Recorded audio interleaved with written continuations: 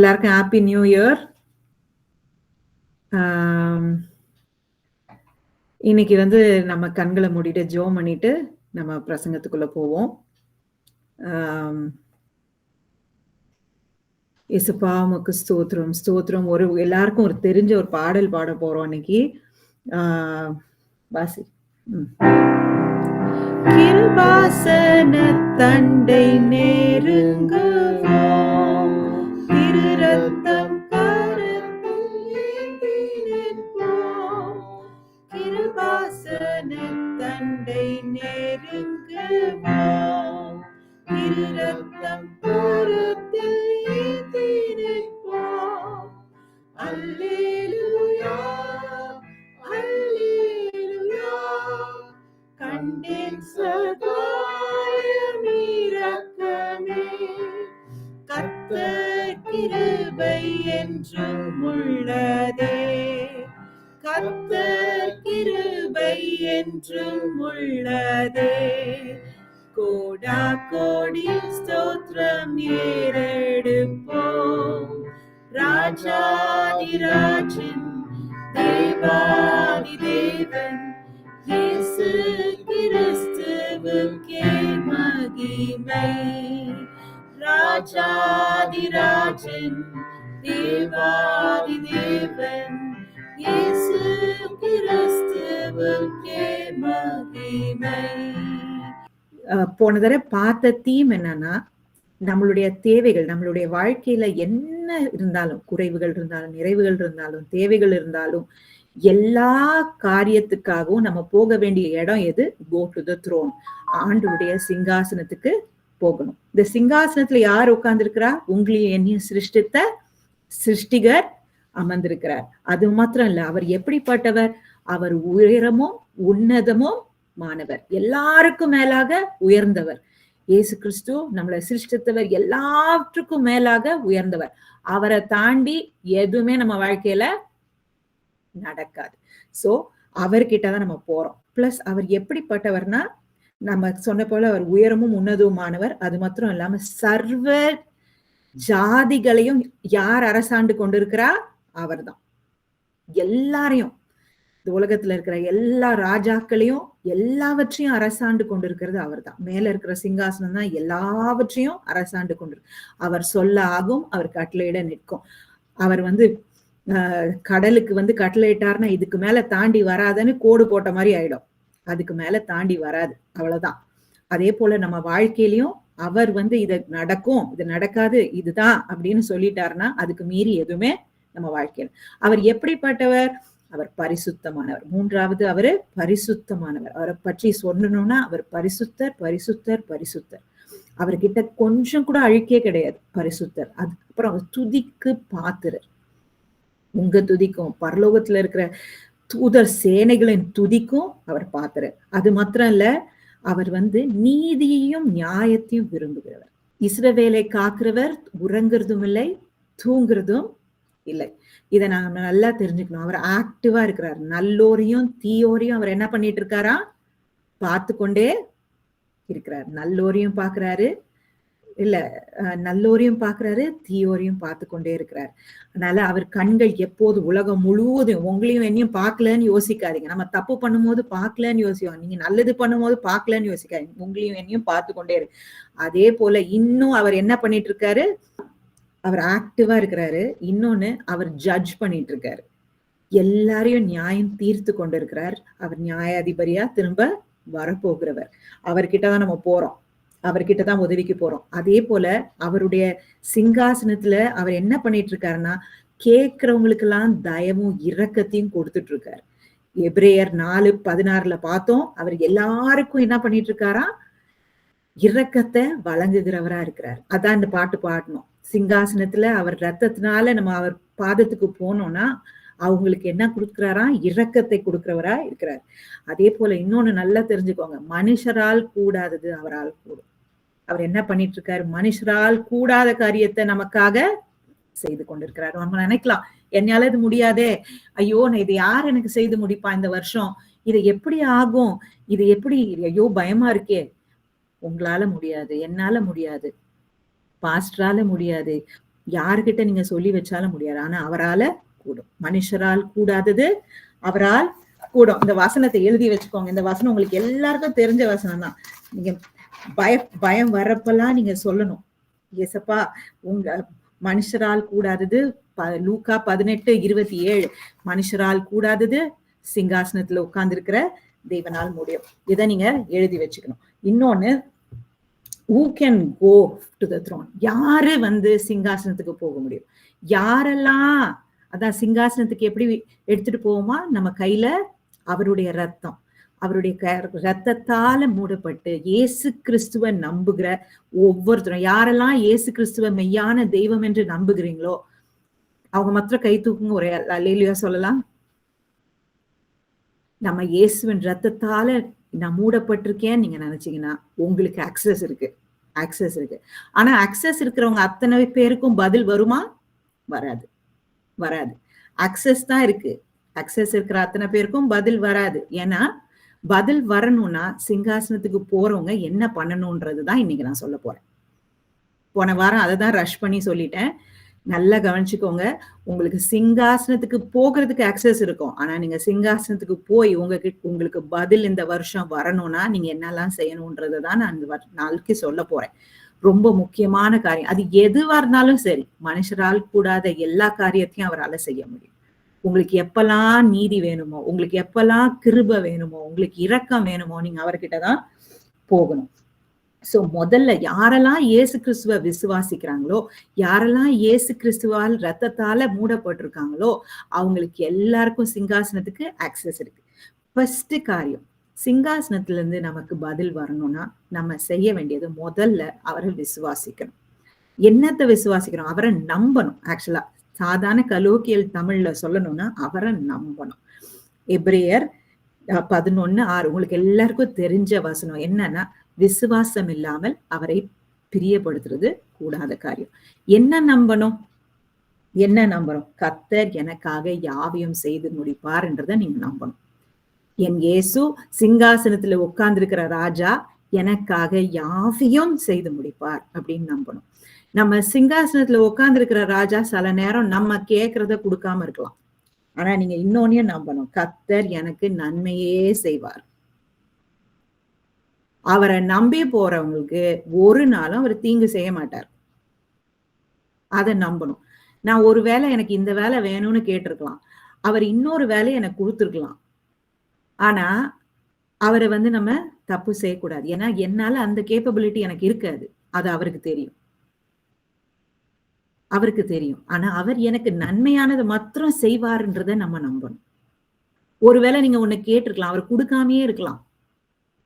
ஏன்னா நமக்கு அது ஹேண்டில் பண்ண முடியாதுன்னு அவருக்கு தெரியும். ஒண்ணு மாத்திரம் நம்ம விசுவாசிக்கணும், அவர் எனக்கு நன்மையே செய்வார். சிங்காசனத்துல உட்கார்ந்து இருக்கிறவர் நல்லவர் என்பதை நம்ம விசுவாசிக்கணும். 100% நம்ம விசுவாசிக்கணும். அப்படி விசுவாசிக்கிறவங்களுக்கு மாத்திரம்தான் பதில் வரும்.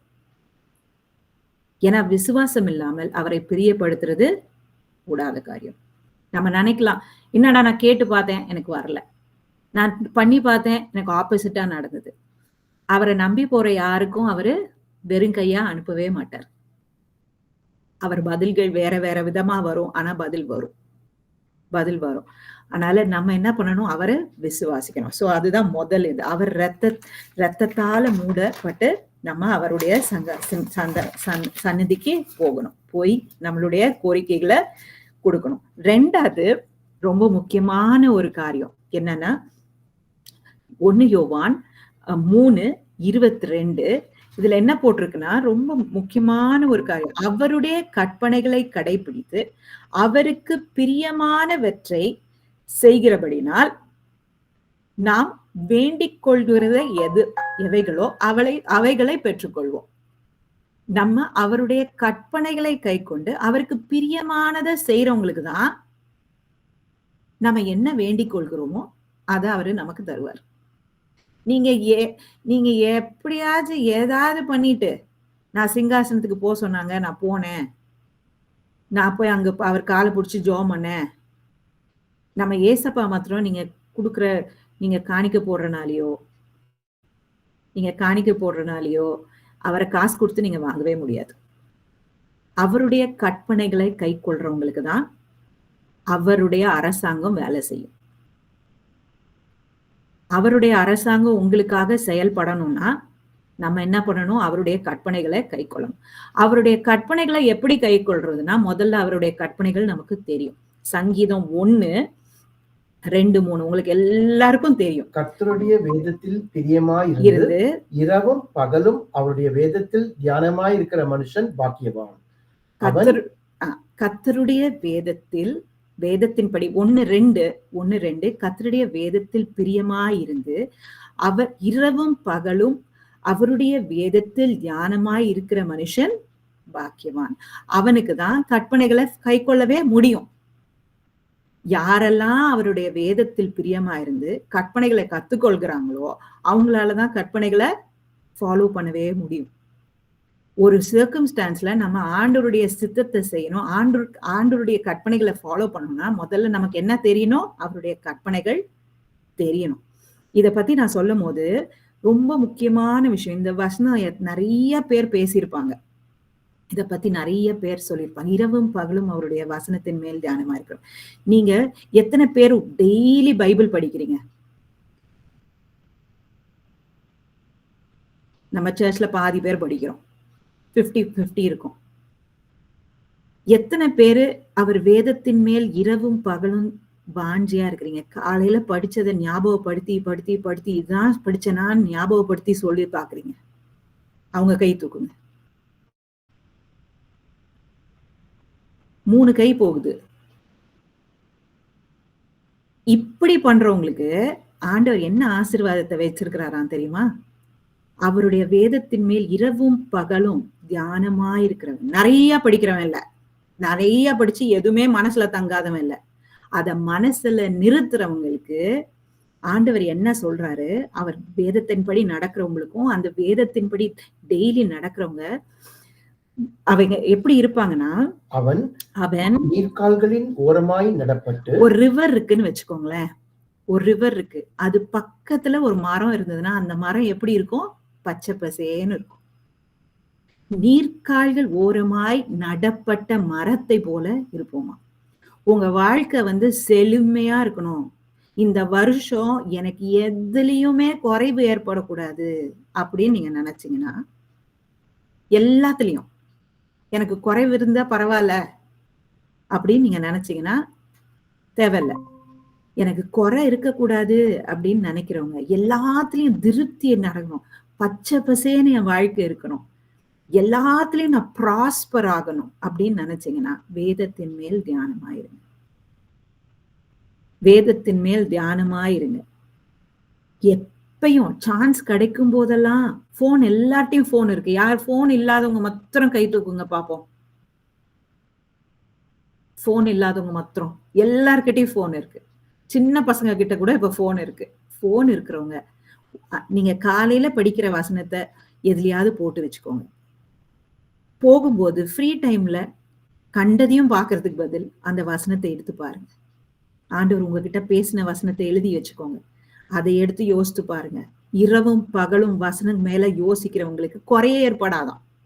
பச்சை பசேன்னு இருக்கும் நம்ம வாழ்க்கை, பச்சை பசேன்னு இருக்கும் வாழ்க்கை. நம்ம என்ன பண்றோம்? பாலிடிக்ஸ் படிக்கிறோம், பாலிடிக்ஸ் பாக்குறோம். விஜய் ஜெயிப்பாரா, இல்ல ஸ்டாலின் ஜெயிப்பாரா, இல்ல யாரு இந்த ஓட்டு எப்படி பிரிஞ்சு போகுமா, அது பாக்குறோம். அப்புறம் அங்க என்ன திருத்தணியில யார் செத்து போனா, அங்க என்ன ஆச்சு, இது என்ன ஆச்சு, இங்க காரணி என்ன பண்ணாரு, எக்கனாமிக் கிராஷ் வந்ததா, ஸ்டாக் எக்ஸ்சேஞ்ச் என்னாச்சு, இது அது. அவங்களெல்லாம் ப்ராஸ்பரஸா இருக்க போறது கிடையாது. இரவும் பகலும் பைபிள் சத்தியம், பைபிள் சத்தியம். இந்த வருஷம் நீங்க ஃபோக்கஸ் பண்ணுங்களேன். என் வாழ்க்கையில குறை ஏற்படக்கூடாதுன்னா, நீங்க நீர்க்கால்கள் வழியா நடப்படுற ஒரு மரமா இருக்கணும்னா, எல்லாவற்றிலையும் நீங்க திருப்தியை பார்க்கணும்னா நீங்க என்ன பண்ணணும்? இரவும் பகலும் வசனத்தின் மேல் தியானமா இருக்கணும். காலையில படிக்கிற வசனத்தை ரெக்கலெக்ட் பண்ணி பண்ணி பண்ணி பண்ணி பாருங்க. பாருங்க, பைபிள் ஆப்ஸ், சின்ன சின்ன ஆப்ஸ், எங்க அம்மாட்ட சொன்னேன், சின்ன சின்ன படம் போட்ட ஆப்ஸ் இருக்குது, பைபிள் ஆப்ஸ். அதை படிங்க, அதை பாருங்க. வீடியோஸ் பாருங்க, அந்த மாதிரி வீடியோஸ், பைபிளுக்கு எடுத்த காரியத்தை பாருங்க. ஏன்னா நீங்க செய்வதெல்லாம் வாய்க்குமா. அடுத்தது என்ன சொல்ற, நீர்க்கால்கள் படி பலப்பட்டு தன் காலத்தில் தன் கனியை தந்து. இது வந்து ரொம்ப முக்கியமான ஒரு விஷயம். நம்ம வாழ்க்கையில எதுவுமே தடைப்படக்கூடாதுன்னு எத்தனை பேருக்கு ஆசை?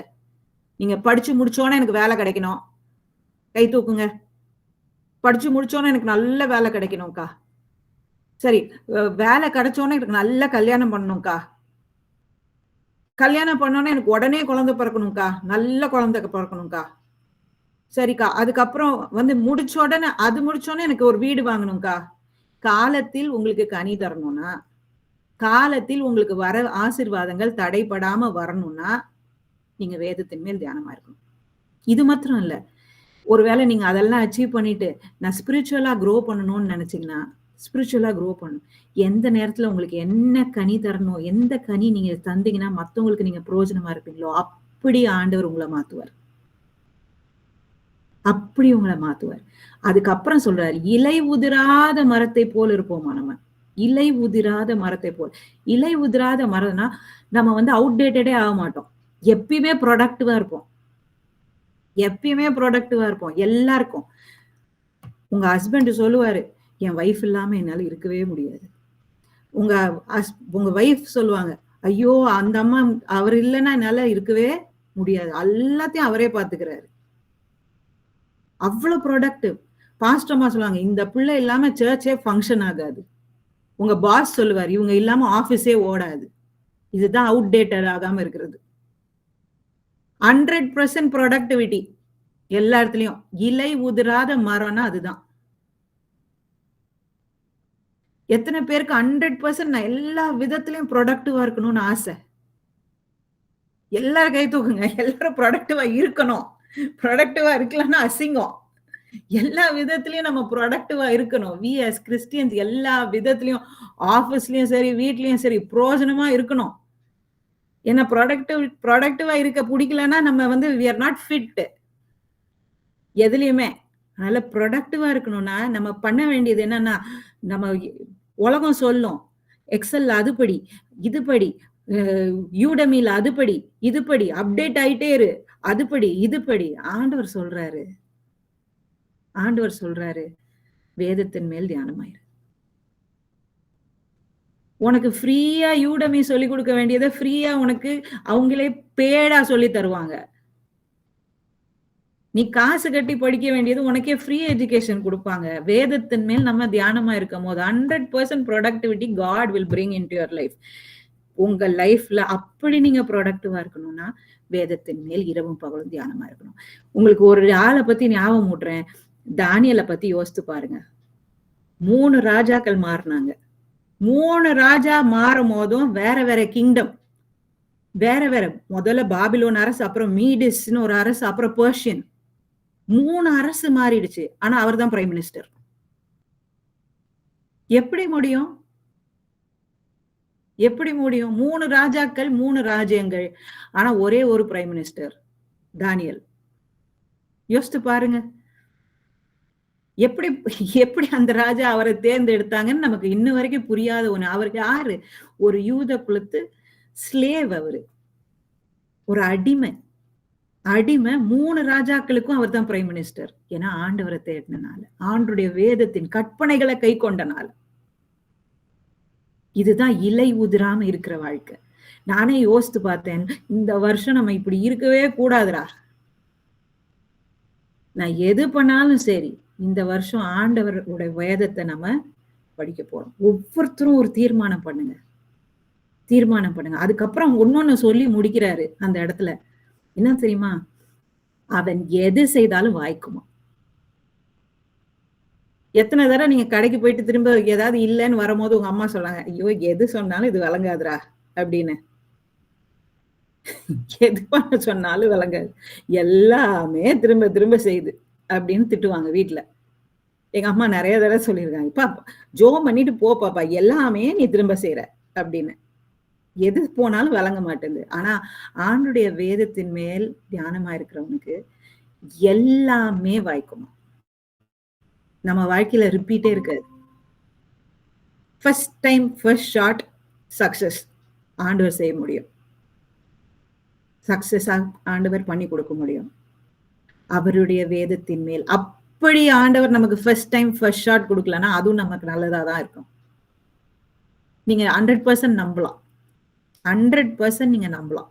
ஏன்னா ஆண்டவர் பொய் சொல்ல மனுஷனும் அல்ல, மனமாற மனுபுத்திரனும் அல்ல. நீங்க எத்தனை பேர் இதை செய்ய போறீங்க? ஏன்னா வேதத்தின் அவருடைய வார்த்தைகளை கை கொள்ளும், அவருடைய கற்பனைகளை கை கொள்றவனுக்கு இதெல்லாம் ஆண்டவர் வச்சிருக்கிறார். இவ்வளோ தர நம்ம ஃபர்ஸ்ட் சாம்ஸ் சங்கீதம் 1 படிச்சு இதை தெரியாம விட்டுட்டோம். சிம்பிள், ஆண்டுடைய வார்த்தை மேல தியானமா இருக்கணும், இரவும் பகலும் தியானமா இருக்கணும். இதுதான் ஆண்டவர் நம்ம கிட்ட இருந்து கேட்கறது, கற்பனைகளை கை கொள்ளணும். அதே போல 1 யோவான் 3:22 இன்னொன்னு சொல்றாரு, கற்பனைகளை ஃபாலோ பண்ணணும். அதுக்கப்புறம் நாம் அவருடைய கற்பனைகளை கடைபிடித்து அவருக்கு பிரியமானதை செய்கிறபடியால் அவருக்கு பிரியமானதையும் நம்ம செய்யணும். அவருக்கு பிரியமானது 2 காரியம்தான். ஒண்ணு, அவரை பத்தி சொல்லும் போது நான் ஒண்ணு சொன்னேன், அவர் எப்படிப்பட்டவர்? அவர் பரிசுத்தர். பரிசுத்தத்தை நம்ம வாஞ்சிக்கணும், பரிசுத்தம் இல்லாமல் ஆண்டவருக்கு பிரியமா இருக்கிறது கூடாத காரியம். ஏன்னா நல்லா தெரிஞ்சுக்கோங்க, அவர் பரிசுத்தரா இருக்கிறது போல நம்மளும் பரிசுத்தமா இருக்கணும். ஏன்னா பரிசுத்தம் இல்லாத எதுவும் அவர் சந்நிதிக்குள்ள பிரவேசிக்கவே முடியாது. நீங்க பயங்கர பரிசுத்தமா இருக்கிறீங்களா அக்கா? இல்ல, பரிசுத்தத்தை நம்ம பிரயாசம் பண்ணணும், நம்ம பிரயாசம் எடுக்கணும். என் ஆண்டவர் பரிசுத்தமா இருக்கிறாரு, நானும் பரிசுத்தமா இருக்கணும், நீதியை தேடணும். அதுக்கப்புறம் அவருக்கு விரும்புறது என்னன்னா, நான் சொன்னேன், அவருடைய சிங்காசனத்தோட ஃபவுண்டேஷன் என்னன்னா, அவர் நீதி உள்ளவர். அவர் எப்படிப்பட்டவர்? அவர் ரைச்சஸ் அண்ட் ஜஸ்ட், நீதியை விரும்புகிறவர், அநியாயத்தை வெறுக்கிறவர். அவர் நீதியை விரும்புகிறவர், சத்தியத்தை விரும்புகிறவர். அவர் எப்படிப்பட்டவரா? நீதி உள்ளவர். ஒரு நாளும் நீங்களும் நானும் அநீதி செய்யவே கூடாது. மத்தவங்க காசை எடுத்தோம்னா அது அநீதி. கடன் வாங்கணும்னா கண்டிப்பா கொடுக்கணும். காந்தி கணக்கு எழுதக்கூடாது. அதே போல நீங்க மாமியாரா இருந்தீங்கன்னா உங்க மகளையும் உங்க மாமியாரையும் உங்க மருமகளையும் ஒரே மாதிரி ட்ரீட் பண்ணணும், கண்டிப்பா ட்ரீட் பண்ணணும். அதெல்லாம் நீதி. அதே போல 2 பிள்ளைங்க இருந்ததுன்னா 2 பிள்ளையும் ஒரே மாதிரி ட்ரீட் பண்ணணும். அதே போல இன்னொன்னு என்னன்னா, ரொம்ப முக்கியமா நல்லா யோசிச்சுக்கோங்க. வேலைக்கு போனீங்கன்னா 8 மணி நேரம் உங்களுக்கு சேலரி கொடுக்காங்கன்னா சின்சியரா வேலை செய்யணும். அதே போல வீட்டுல வேலை செய்யறவங்கள ஒழுங்கா ட்ரீட் பண்ணுங்க. ஓபி அடிச்சீங்கன்னா அது சரிக்காது. ஏன்னா ஆண்டவர் நீதியை விரும்புகிறவர். அநீதிக்கு ஆண்டவர் துணை போகவே மாட்டார். நம்ம ஆண்டவர் அநீதிக்கு தொலை போகவே மாட்டார். நம்ம வீட்டுல ஒரு காரியம் நடந்தா அதை மூடி மறைச்சிடுறது, மத்தவன் வீட்டுல ஒரு சின்ன காரியத்தை ஊரெல்லாம் போய் பரப்புது, அது நீதியா? உங்களுக்கு ஒண்ணு தெரியுமான்ட்டு மத்தவங்களை பத்தி போய் பேசுறது. ஆண்டவர் அதை நீதியாவா பாப்பாரு? அவங்க வீட்டுல என்ன ஆச்சு தெரியுமா, அப்படின்னாச்சு தெரியுமா போய் பேசுறது அருவருப்பு ஆண்டவருக்கு. ஆண்டவர் விரும்பவே மாட்டார். ஏன்னா அவர் பரிசுத்த நீதியை விரும்புகிறவர். உங்க பிள்ளைய பத்தி போய் பேசுவீங்களா? அப்ப மத்தவங்க பிள்ளைய பத்தி பேசினா அதே தானே. ஊரெல்லாம் போய் சொல்லுவீங்களா? சொல்ல மாட்டீங்கல்ல.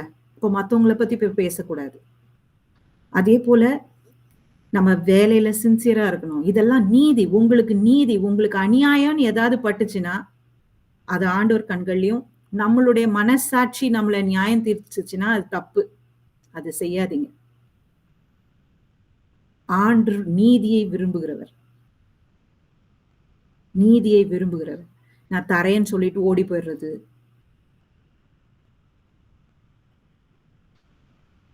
இதெல்லாம் ஆண்டவருக்கு பிடிக்காது. இந்த வருஷம் என்னால முடிஞ்ச மட்டும் நானு அநியாயம் செய்ய மாட்டேன், உண்மையா இருப்பேன்.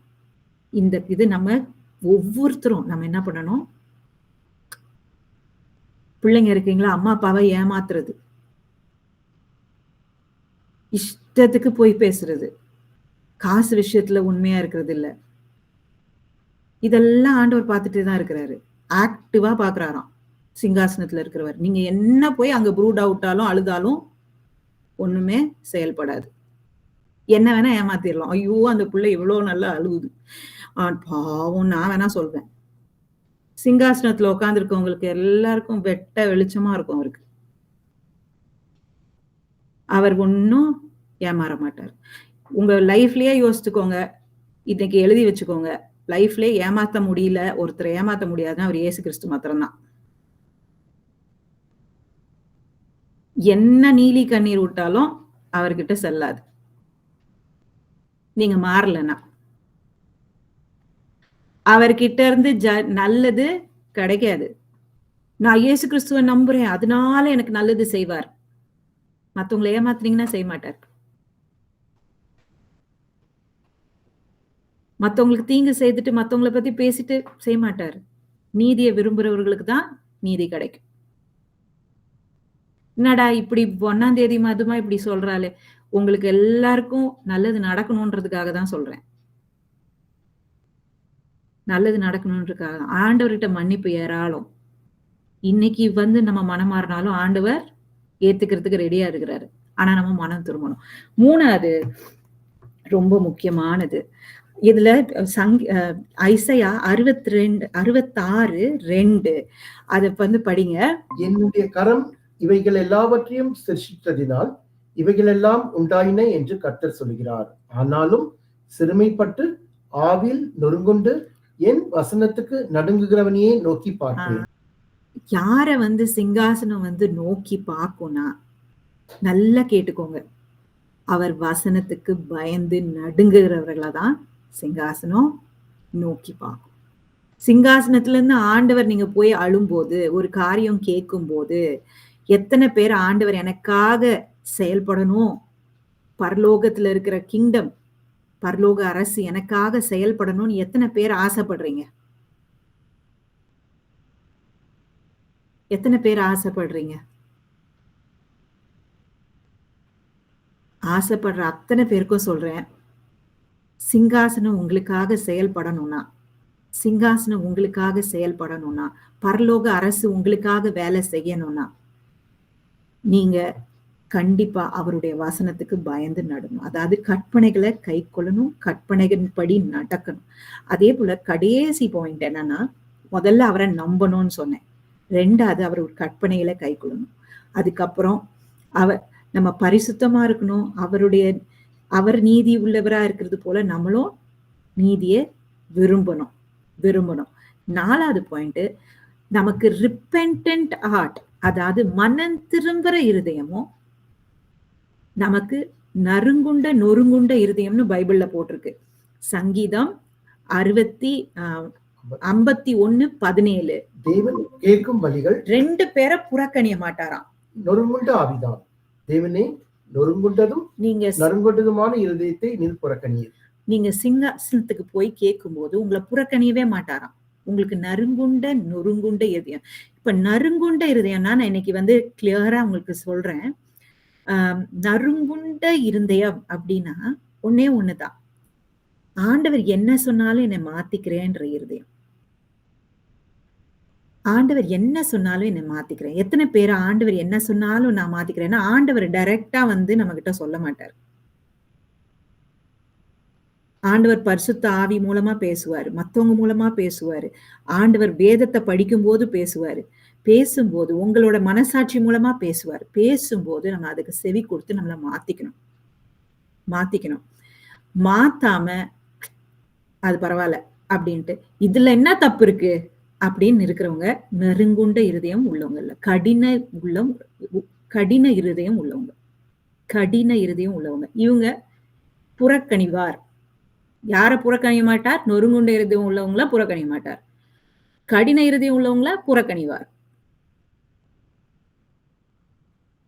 மாறுறேன். ஒரு ஆள் இருந்தானா, அவன் இது C.S. லூயிஸ்ன்னு ஒருத்தர் ரைட்டர் இருக்காரு. அவரோட புக்ல போட்டிருக்கு. என்னன்னா, அந்த ஆள் வந்து, இப்ப எத்தனை பேர் வீட்டுல நாயெல்லாம் வளர்க்குறீங்க? நிறைய பேருக்கு நாய், பூனை எல்லாம் வளர்க்கறது ரொம்ப ஆசை. எனக்கு கூட ரொம்ப இஷ்டம். அது மாதிரி நாய், பூனை எல்லாம் வளர்க்குறோம். சரியா? இப்ப அது மாதிரி அந்த ஆளுக்கு ஒரு பெட் இருந்துதான். அது என்ன தெரியுமா? ஒரு பல்லி. எங்க ஊர்ல வளர்க்குறாங்க. பல்லி, பன்னி அதெல்லாம் வளர்க்குறாங்க இங்க. நிறைய பேரு. பன்னிக்குட்டி அதெல்லாம் வளர்க்குறாங்க. அந்த மாதிரி அவர் என்ன பண்ணாரோ, ஒரு பல்லி வளர்த்துட்டு இருந்தாராம். பல்லி வளர்த்துறாங்க. நிறைய தடவை ஒரு ஏஞ்சல் வந்து அவர்கிட்ட சொல்லுச்சான். பல்லியெல்லாம் வளர்க்காதீங்க. அது அங்கேயும் இங்கேயும் ஓடுது. அதனால உங்களுக்கு என்ன வரும்? வியாதி தான் வரும்.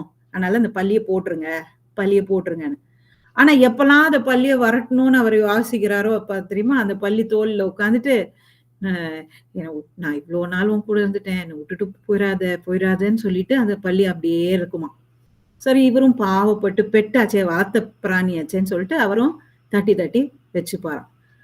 இதே மாதிரி ரொம்ப நாள் போச்சான். ஆனா ஒவ்வொரு தரையும் அந்த ஏஞ்சல் வந்து சொல்லுமா, அது வேண்டாம், அது வேண்டாம், அது வேண்டாம். அதனால உனக்கு என்ன பண்ணும்? இவருக்கும் அடிக்கடி சளி பிடிக்குமா, அது பிடிக்குமா, இது பிடிக்குமா. இவரும் அந்த பிராணி ரொம்ப செல்லமா இருக்கேன்னு வச்சுட்டே இருந்தாராம். ஒரு நாள் இவருக்கு ரொம்ப சளியா, அதே போல ஏஞ்சல் வந்து சொல்லுச்சான். அன்னைக்கு என்ன பண்ணாராம், ஒரு டிசிஷன் எடுத்து அந்த பல்லிய தூக்கி போட்டுட்டாராம். தூக்கி போட்டோன்னே அந்த பல்லி என்ன ஆச்சா, ஒரு அழகான குதிரையா மாறிடுச்சான். அழகான குதிரையா மாறிடுச்சான். அந்த குதிரையில ஏறி இவரா எங்க வேணா போறாராம். அப்ப யோசித்தாராம், அடாடாடாடா, இவ்வளோ நாள் இது சொன்னதை நான் கேட்டிருந்தா நான் இவ்வளோ நாள் நடந்து போயிருக்க வேணாமே, பஸ்ல போயிருக்க வேணாமே, கஷ்டப்பட்டிருக்க வேணாமே, அழகா ராஜா மாதிரி குதிரையில போயிருக்கலாமே. அதே போலதான் பாவமும். ஆண்டவர் நம்ம கிட்ட ரொம்ப சின்ன காரியமா இருந்தாலும் ஆண்டவர் சொன்னா உடனே கேட்டுருங்க. ஏன்னா காட் வந்து ஆல்வேஸ் ட்ரேட்ஸ் ஆஃப். அவர் ஒரு காரியத்தை விட்டுறேன் அப்படின்னு சொன்னா ஆசீர்வாதம் பின்னாடி வச்சிருக்கிறாருன்னு அர்த்தம். ஆண்டவர் வச்சிருக்கிறாருன்னு அர்த்தம். ஒரு சாதாரண இந்த வருஷம் ஒரு சீரியலா இருக்கலாம். உங்களோட டைம் எல்லாம் அது சாப்பிட்டுட்டு இருக்கும். ஒரு சின்ன யூடியூப் சும்மா ரீல்ஸ் பாக்குறதுல இருக்கான். உங்களோட டைம் எல்லாம் அது சாப்பிட்டுட்டு இருக்கும். யாரு கூடயாவது பேசுறதா இருக்கலாம். இல்ல நீங்க செலவு பண்ற காசா இருக்கலாம். இல்ல உங்க டைமா இருக்கலாம். எதை வேணா இருக்கலாம். மத்தவங்க கிட்ட பேசுறதா இருக்கலாம். என்ன வேணா பொய்யா இருக்கலாம். ஆண்டவர் உங்ககிட்ட திரும்ப திரும்ப பேசிட்டு இருந்தாருன்னா அதை விடணும்னு நீங்க இந்த வருஷம் நொறுங்குண்ட இருதயத்தோட, அப்பா நீங்க சொல்றதை நான் செய்யறேன்னு நம்ம நொறுங்குண்ட இருதயத்தோட அவர்களுடைய சந்நிதி முன் வந்தோம்னா, என்னுடைய குறைகளை காட்டுங்க, நான் மாத்திக்கிறேன்னு வர்றதுதான் நொறுங்குண்ட இருதயம். அதுதான் ரிப்பென்டன், மனம் திரும்புகிற இருதயம். தானியேல் அவ்வளோ பரிசுத்தமான ஆளு. ஆனா அவர் ஆண்டவர்கிட்ட வரப்போது, என் குறைகளெல்லாம் காட்டுங்க, உடனே பதில் வந்தது. என் குறைகளெல்லாம் மன்னிச்சிருங்கன்னு தான் அவர் போறாரே. அவரு சாப்பிடுறதுல கூட யோசிச்சு சாப்பிட்ட மனுஷன். யோசித்து பாருங்க. அப்படிப்பட்டவங்க போய் கேட்கும் போது ஆண்டவர் செயல்படுவார், நமக்கு செயல்படுவார். அதனால ஆண்டவர் சொல்லும் போது பசங்களா சொல்ல, எங்க அம்மா முடி எப்படி வெட்டாத, ஏன் எனக்கு இப்படிதான் பிடிக்கும், இதுதான் பிடிக்கும் சொல்லாதீங்க.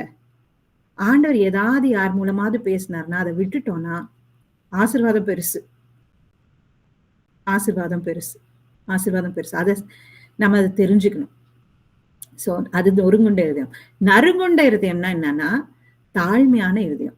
மோசஸ் பத்தி ஒரு இது படிச்சேன் நானு. மோசே வந்து ஆண்டவர் கூட முகமுகமா பேசினாலு, முகமுகமா பேசினாலு. யாரெல்லாம் ஆண்டவர் கூட நீங்க பேசுறீங்களோ, உறவாடுறீங்களோ, அவங்க முதல்ல ஆண்டவர் நம்மகிட்ட காட்டுறது என்ன தெரியுமா? நம்ம யாருன்னு காட்டிடுவாரு. நம்ம யாருன்னு காட்டிடுவாரு. நம்ம யாருன்னு நமக்கு காட்டுனா யாரையுமே நம்ம தரக்குறைவா யோசிக்க மாட்டோம். ஏன்னா நமக்கு தெரியும் நம்ம இன்னைக்கு நிலைச்சு நிக்கிறோம்னா அவருடைய கிருபை. நான் யாருன்னு எனக்கு தெரியும். அவன் பெருமையா இருக்கவே முடியாது.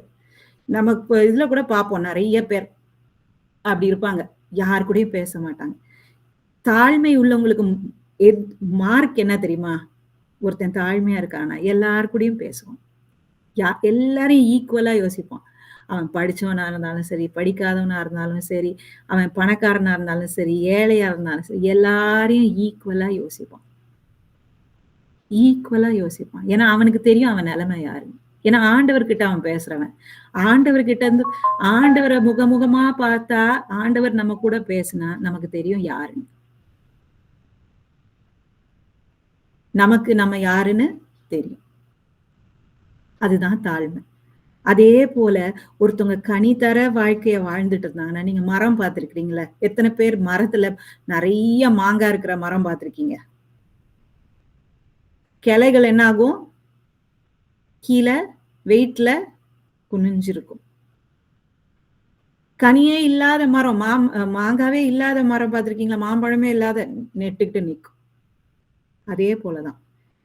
ஆண்டவர் கனி தரவர்களா நம்ம மாத்த நம்ம இன்னும் தாழ்மையாயி கீழ தான் இருப்போம். ஏன்னா நமக்கு தெரியும் யாரால கனி வருது. யாரால நமக்கு மத்தவங்களுக்கு கொடுக்க முடியுது. அவங்களுக்கு தெரியும். யாரால நமக்கு மத்தவங்களுக்கு கொடுக்க முடியும். எல்லாத்துலயும் ஆண்டவர் தாழ்மையை நம்ம கிட்ட இருந்து எதிர்பார்க்கிறார். எவ்வளவு தாழ்மையை ஆண்டவர் எதிர்பார்க்கிறாருன்னா, ஒரு பிச்சைக்காரனை போல எதிர்பார்க்கிறார். காலைதோறும் கிருபை. நம்ம ஊர்ல நம்ம இதுல வீட்டுக்கெல்லாம் வருவாங்க தெரியுமா? பிச்சை எடுத்துட்டு அம்மான்னு வருவாங்க தெரியுமா? போடா அப்படி டெய்லி வந்து கேக்குற அப்படின்னு. அது நேத்து குடுத்தீங்க ஐயா, இன்னைக்கு அப்படின்னு வந்து கேட்பான். எத்தனை தடவை விரட்டினாலும் போக மாட்டான். அந்த தாழ்மையை தான் ஆண்டவர் எதிர்பார்க்கிறாரு. அப்படிதான் பேதுரு கிட்ட சொல்றாரு, நீ என்னை விட்டுட்டு போயிருவியா? நான் எங்க போவேன்னு கேக்குறாரு பேதுரு. உங்களை விட்டு நான் எங்க போவேன்? எங்க போவேன்? ஆண்டவர் இப்படி தாழ்மை இருந்தாருன்னா, ஆண்டவர் நம்மளுக்கு எத்தனை தடவை கொடுக்கலனாலும் அவர் காலையை பிடிச்சிட்டு இருப்போம். ஏன்னா நமக்கு எங்க போறதுன்னு தெரியாது. இந்த தாழ்மையை தான் ஆண்டவர் எதிர்பார்க்கிறாரு. ஒரு அம்மா பைபிள்ல போயிட்டு அவன் பிள்ளை கூட சுகத்துக்காக ஆண்டவர்கிட்ட கேக்குறா. அப்ப கேட்கும்போது ஆண்டவர் சொல்றாரு, எஜமானோட துணிக்கைகளை நான் வந்து நாய்களுக்கு போட மாட்டேன். இப்படி ஒருத்தர் நம்ம கிட்ட சொல்லி இருந்தா அவர்கிட்ட நம்ம போயிட்டு உதவி கேட்போமா? சரி போயா அப்படின்ட்டு போயிடுவோம். ஆனா அவ அப்படி சொல்லல. எஜமானோட துணிக்குல நாய்கள் சாப்பிடுமே, நான் நாய்க்குட்டியா இருந்துடுறேன், என் பிள்ளைக்கு சுகம் கொடுன்னு கேட்கிறேன். அந்த தாழ்மையை தான் நம்ம கிட்ட எதிர்பார்க்கிறார். சில நேரம் ஆண்டவர் கொடுப்பாரு, சில நேரம் கொடுக்க மாட்டாரு. ஆனா நம்ம அவர் காலை பிடிக்கிறத விடக்கூடாது.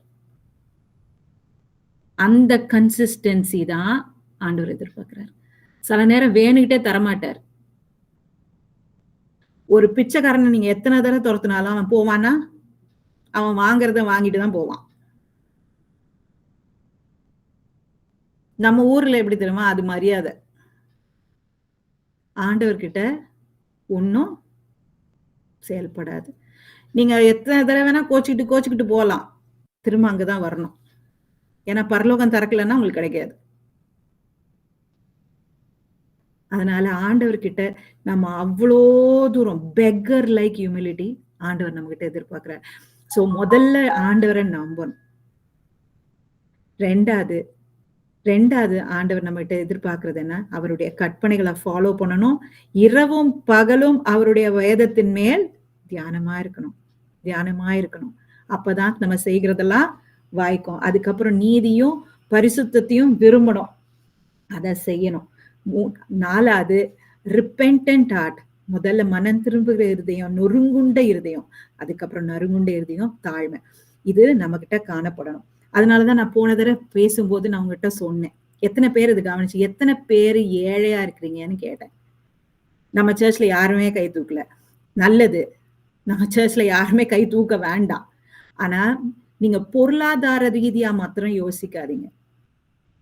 நம்ம சர்ச்ல யாரும் ஏழையா இருக்கக்கூடாது. ஏன்னா நம்ம ஆண்டவரை பிலீவ் பண்றவங்க. யாரும் ஏழையா இருக்கக்கூடாது. ஆனா நம்ம பொருளாதார ரீதியா மாத்திரம் யோசிக்க கூடாது.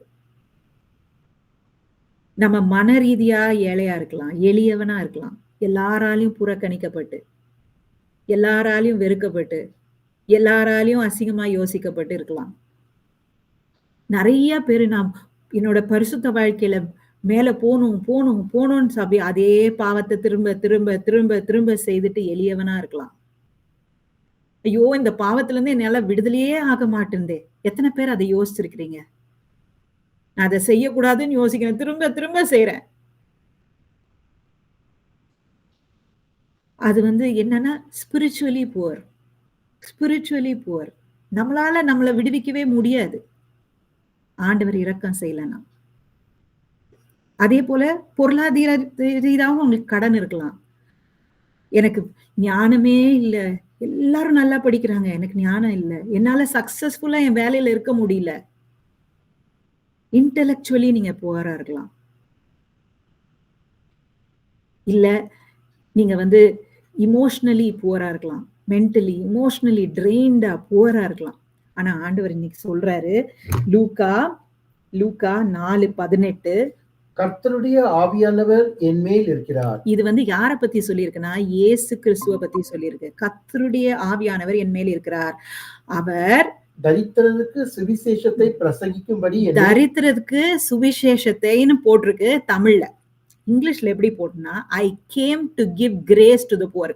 நான் எளியவர்களுக்கு கிருபை அளிக்க வந்திருக்கிறேன். எளியவர்கள்னா என்ன? ஏழைகளுக்கு.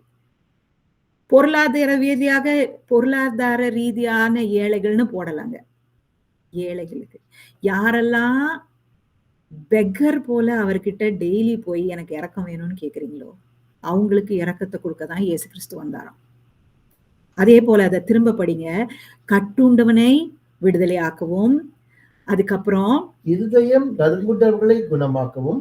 இல்ல இந்த வசனமே, தரித்திரருக்கு சுவிசேஷத்தை பிரசங்கிக்கும்படி என்னை அபிஷேகம் பண்ணினார். இருதயம் நறுங்குண்டவர்களை குணமாக்கவும், சிறைப்பட்டவர்களுக்கு விடுதலையையும்,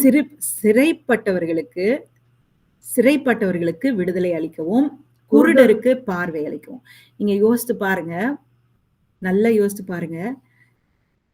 பிறவிலேயே அவனுக்கு கண்ணு தெரியல, ஆண்டவர்கிட்ட போயிட்டு எனக்கு கண்ணு வேணும்னு சொன்னானே, அந்த குருடனுக்கு பிறவிலேயே கண்ணை திறக்க முடியல.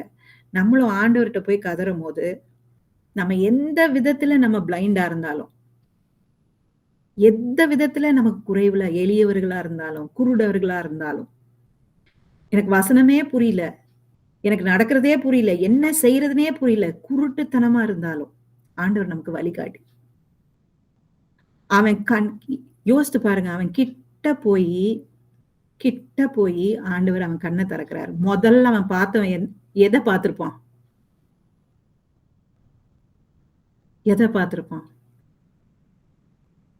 அவனை சிருஷ்டித்த தெய்வத்தோட முகத்தை பார்த்திருப்பான்.